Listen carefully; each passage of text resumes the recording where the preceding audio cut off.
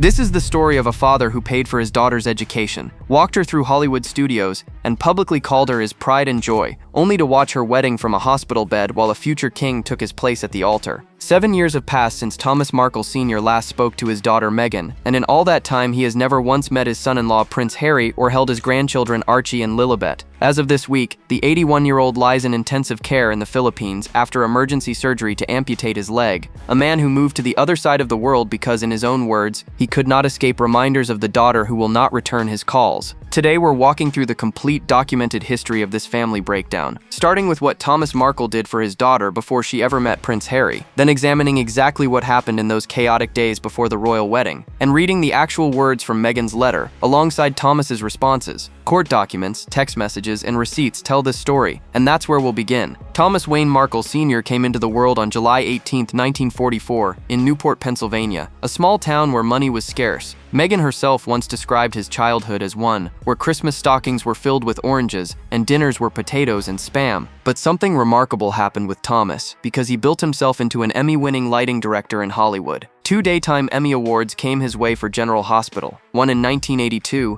and another in 2011, and a Chicago Emmy arrived in 1975. The 1986 Academy Awards broadcast earned him a Primetime Emmy nomination, and for a full decade from 1987 to 1997, the hit sitcom Married with Children kept him employed and respected in the industry. That Married with Children set became young Meghan's after-school hangout, where her father brought her to work with him and she grew up surrounded by cameras and studio lights, watching her dad do what he did best. The marriage to Meghan's mother, Doria Ragland, began on December 23, 1979, at the Self-Realization Fellowship Temple in Hollywood, and Meghan, whose full name is Rachel Meghan Markle, arrived on August 4, 1981. The marriage fell apart when Meghan was about 2 years old, with the official divorce coming in 1987, and here's what matters most about what happened next. From age 9 until she left for Northwestern University in 1999, Meghan lived primarily with her father, not her mother, meaning Thomas raised his daughter largely on his own for a full decade. 2 older children existed from Thomas's first marriage to Rosalind Lovelace, with Samantha born in 1964 and Thomas Jr. born in 1966. These half-siblings are 17 and 15 years older than Meghan respectively, and they lived elsewhere during her childhood, which later became a point of contention when Meghan told Oprah Winfrey she grew up as an only child. Court documents from Meghan's privacy lawsuit, legal records rather than tabloid claims, confirmed that Thomas supported Meghan throughout her childhood and youth. Private school fees at Immaculate Heart High School in Los Angeles came out of his pocket, along with significant contributions to her tuition at Northwestern University, one of the most expensive schools in America. $750,000 landed in Thomas's lap in 1990 when he won the California State Lottery using numbers that included his daughter's birth date. The money didn't last forever, and bankruptcy filings came twice, including in 2016, just 2 years before the royal wedding. What happened in 2011 shows something about Thomas's priorities as a father, because when Meghan married her first husband, television producer Trevor Engelson, Thomas reportedly sold $20,000 worth of Facebook shares to help pay for her wedding, a father liquidating his investments for his daughter's big day, even while his own finances crumbled. Meghan acknowledged all of this publicly and lovingly on Father's Day 2016, just a few months before she would meet Prince Harry, when she wrote on her lifestyle blog The Tig about the blood, sweat, and tears. This man invested in her future so that she could grow up to have so much, calling him her thoughtful, inspiring, hardworking daddy. Those weren't just words on a blog either, because in the Netflix documentary Harry and Meghan, she put it plainly by saying she was a daddy's girl her whole life. Thomas used his industry connections to help Meghan land her first on-screen role on General Hospital, and when she performed in High School Musicals, he volunteered to do the lighting himself so that, in Meghan's own words, they felt as grand as a Broadway show.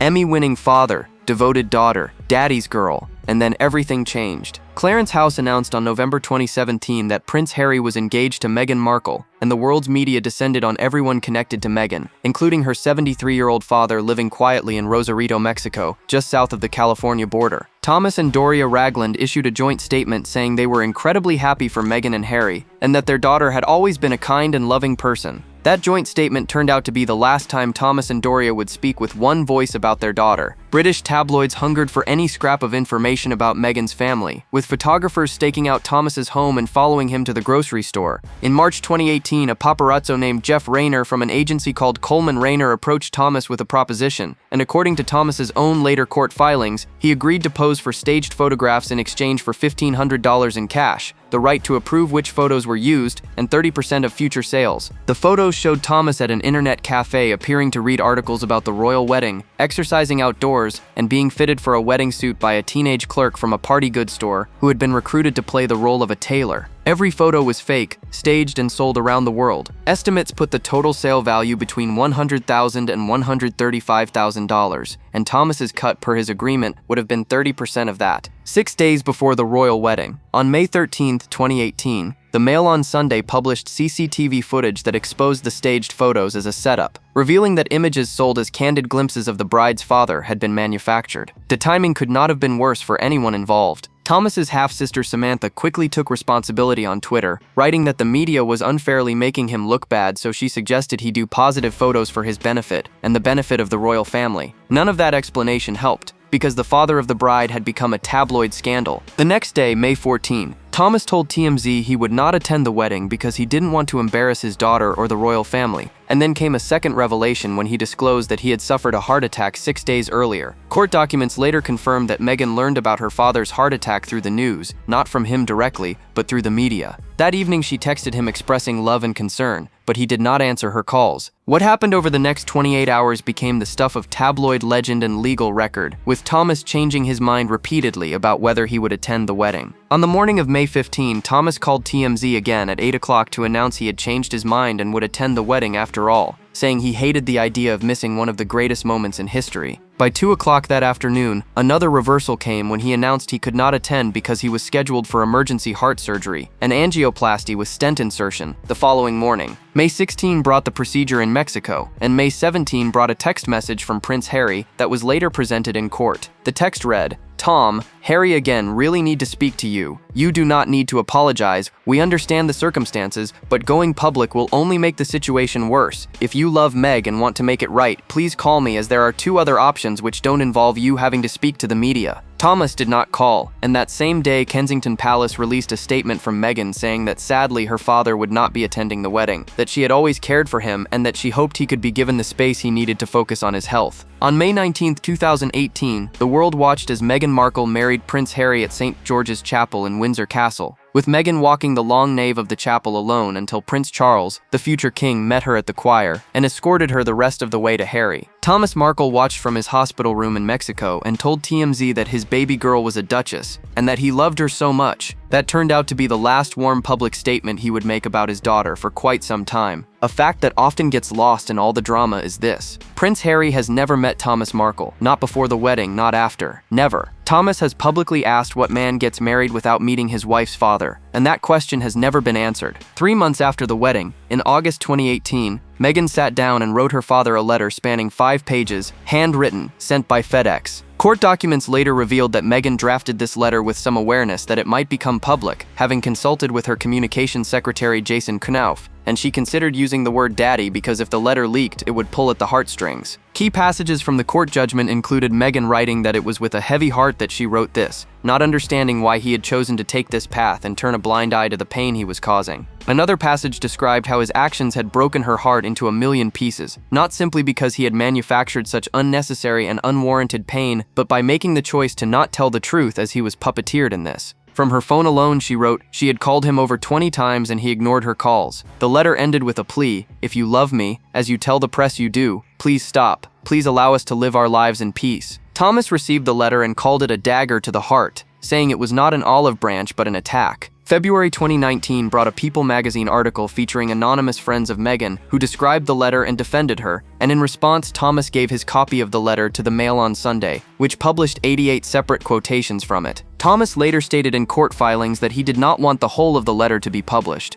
and the reason he gave was that he thought the letter as a whole made Meg look terrible. Let that sink in for a moment. He gave the letter to a tabloid while claiming he did so because publishing all of it would make his daughter look bad. Meghan sued in a case called HRH the Duchess of Sussex versus Associated Newspapers Limited, and in February 2021, High Court Justice Warby granted summary judgment in her favor, ruling that the publication was manifestly excessive and hence unlawful. December 2021 brought the Court of Appeal upholding the ruling, and the Mail on Sunday was ordered to publish a front-page apology and pay approximately 90% of legal costs estimated at $1.5 million. million.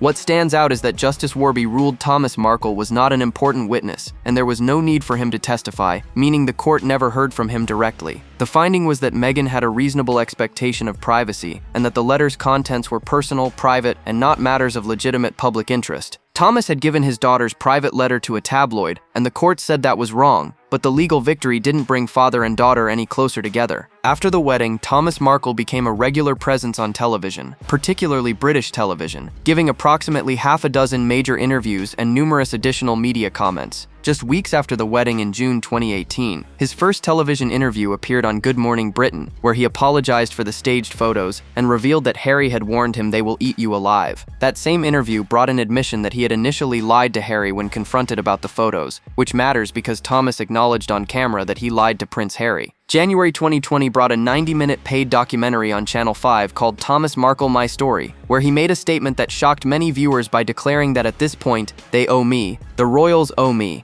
Harry owes me, Meghan owes me. The documentary also featured his confirmation that he continues to profit from the staged photos, saying those pictures will sell forever. March 2021, after the Oprah interview, brought Thomas explaining his media strategy to Good Morning Britain. If I don't hear from them in 30 days, then I do another story for the press. By his own admission, Thomas was using media interviews as a way to pressure his daughter into contacting him. Court documents confirmed payments for the Channel 5 documentary. Piers Morgan stated Thomas received a few £1,000s from Good Morning Britain, and Thomas acknowledged in court papers that story payments covered nearly £2,000 in insurance costs. The pattern was unmistakable. Thomas talked to the press, got paid, and hoped his daughter would respond, but she did not. March 2021 brought Meghan and Harry sitting down with Oprah Winfrey for an interview watched by nearly 50 million people worldwide, and Meghan spoke about her father. Her words were, "I've lost my father, I lost a baby, I nearly lost my name, there's the loss of identity." On confronting Thomas about the staged photos, she explained that they called her dad and she asked him directly, and he said no, absolutely not, and she told him, "If you tell me the truth, we can help." But he wasn't able to do that, adding that this had really resonated, especially now as a mother. She said she could not imagine intentionally causing such pain to her own children. Regarding her half-sister Samantha, Meghan said she grew up as an only child, which everyone who grew up around her knows, and stated she hadn't seen Samantha for at least 18 or 19 years. That phrase about growing up as an only child sparked its own lawsuit. March 2022 brought a defamation lawsuit filed by Samantha Markle against Meghan in Florida, seeking at least $75,000 in damages, and claiming Meghan's statements to Oprah were false and defamatory. March 2024 brought Judge Charlene Edwards Honeywell dismissing the case with prejudice, ruling that Meghan's claim of growing up as an only child was an opinion about her childhood, not readily capable of being proven, and therefore protected speech. Samantha appealed, and September 2024 brought judges hearing arguments but appearing skeptical of her case, with the decision still pending. Prince Harry's memoir Spare, published in January 2023, revealed that Queen Elizabeth herself called Meghan to offer advice, suggesting she forget the press, go and see her father, and try to talk some sense into him. When Meghan explained the difficulty of visiting his Mexican border town location, then Prince Charles suggested she write a letter instead, and that letter of course ended up in the mail on Sunday. May 23, 2022, brought a major stroke for Thomas Markle at age 78, rushing him from Tijuana to a hospital in Chula Vista, California. Speaking to paramedics was impossible, so he had to write down his symptoms, and the stroke damaged the speech production part of his brain, though therapy later helped him recover his speech. The stroke happened while he was preparing to travel to Britain for Queen Elizabeth's Platinum Jubilee. January 2025 brought Thomas and his son Thomas Jr. relocating to the Philippines, with Thomas explaining to the Daily Mail that he was constantly reminded of his estrangement from his daughter while in the US and Mexico, that he could not escape her and Harry, who were always on TV with their shows, books, and interviews, so he moved to the other side of the world hoping for a quieter life. An 80-year-old man moving halfway around the globe to escape reminders of the daughter who won't speak to him. This week brought news that on December 30, 2025, Thomas Markle underwent emergency leg amputation surgery in Cebu, Philippines, with the surgery performed below the knee after a blood clot cut off circulation to his foot. His son Thomas Jr. described what happened by saying his foot turned blue and then black, that it happened very quickly, and that it was a case of life or death. As of December 5, 2025, Thomas remains in intensive care and requires another procedure to remove a blood clot in his left thigh, with doctors stating that the next 2 or 3 days are critical. Thomas Markle is 81 years old and fighting for his life in a hospital on the other side of the world from his daughter. December 5, 2025, brought confirmation from a spokesperson for Meghan Markle to Newsweek and People magazine. "I can confirm she has reached out to her father." The Times reported that Meghan only found out about her father's health battles when reading about it in the news, and then instructed her aides to verify the claims. Whether the outreach resulted in actual communication, whether father and daughter spoke, or whether a message was simply sent, remains unconfirmed. Thomas Jr. has appealed publicly by saying his only wish is that Meghan shows his father some compassion because he is literally fighting for his life. The facts as they exist in December 2025 are clear. Thomas Markle and Meghan have not spoken in 7 years. Thomas has never met Prince Harry in person, and Thomas has never met his grandchildren Archie, who is now 6 years old, and Lilibet, who is 4. Meeting those grandchildren is what Thomas has called his only wish before he dies. Thomas maintains he has apologized repeatedly for the staged photos and has done nothing wrong, claiming Meghan's phone number no longer works and there is no address he can write to. In June 2024, he said he's never been one for birthdays, but he knows the one person he most wants to hear from, Meghan, won't be in touch. British courts established certain facts. Thomas Markle did stage photos with paparazzi. He did lie to Meghan and Harry when they first confronted him. He did profit from media interviews about his daughter, and he did leak her private letter to a tabloid. Meghan was right about the privacy violation, and she won that case decisively, but the courts did not rule on who was right in this family breakdown. No court could order a father and daughter to reconcile, make Meghan pick up the phone, or stop Thomas from giving another interview. The question of who abandoned whom depends on where you stand. Thomas sees a daughter who cut him off after one mistake, a staged photo shoot, and has refused every attempt at reconciliation for 7 years, viewing himself as a devoted father who paid for her education, supported her dreams, and now can't even get a phone call. Meghan, based on her documented statements, sees a father who lied to her face, embarrassed her before the entire world on her wedding week, leaked her private letter, and has spent years giving paid interviews criticizing her to the very tabloids she believes destroyed her mental health. Both of these things can be true at the same time. This is the story of Thomas Markle, Emmy winner, lighting director, father of a duchess. The set of Married with Children high school musicals he lit himself. $20,000 in Facebook shares sold for her first wedding. Lottery numbers based on her birthday. All of that led to this. An 81-year-old man lying in intensive care in the Philippines, missing a leg, hoping his daughter will call. The tragedy of this story isn't about someone being right and someone being wrong, because the real tragedy is that a relationship that once produced Father's Day tributes and tearful thank yous now produces nothing but lawyers, tabloid headlines, and silence. 7 years Thomas Markle has spent fighting to see his daughter. Whether that fight was noble or self-defeating, whether he is a victim or an architect of his own isolation, whether Meghan's silence represents justified boundaries or cruel abandonment, these are questions each of us must answer for ourselves. The facts remain unchanged. A father and daughter who once loved each other deeply no longer speak. 2 grandchildren have never met their grandfather, and time, as Thomas Markle's health reminds us, is running out. If this video helped you understand this complicated family situation, please consider subscribing to the channel because we cover stories like this with the full context and documentation they deserve. I'll see you in the next one.